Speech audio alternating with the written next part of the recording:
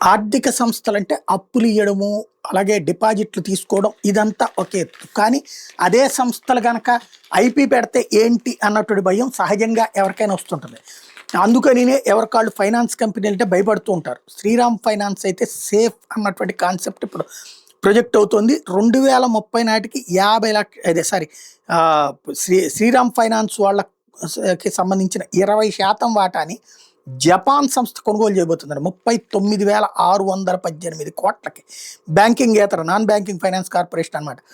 ఆర్థిక సంస్థ శ్రీరామ్ ఫైనాన్స్ లిమిటెడ్లో 20% వాటాను జపాన్ సంస్థ మిత్సుబిషి యుఎఫ్జే ఫైనాన్షియల్ గ్రూప్ 39,618 కోట్ల రూపాయలకి కొనుగోలు చేయబోతోంది.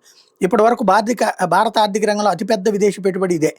ప్రిఫరెన్షియల్ ఈక్విటీ షేర్ల ద్వారా ఎంయుఎఫ్జి ఈ మైనార్టీ వాటాను కొనుగోలు చేయబోతున్నట్టు శ్రీరామ్ ఫైనాన్స్ చెప్తోంది.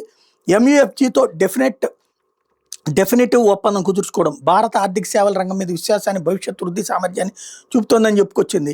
ఎంయుఎఫ్జి బ్యాంక్ ప్రతిపాదిత పెట్టుబడులకు వాటాదారుల నియంత్రణ సంస్థల అనుమతులు లభించాల్సి ఉందని స్పష్టం చేస్తోంది. ఏడాది అక్టోబర్లో ఆర్బీఎల్ బ్యాంకులో 60% వాటాని 26,853 కోట్లకు కొనుగోలు చేసేందుకు యుఏఈకి చెందినటువంటి ఎమిరేట్స్ ఎన్డీబీ బ్యాంక్ ఆసక్తి చూపడం.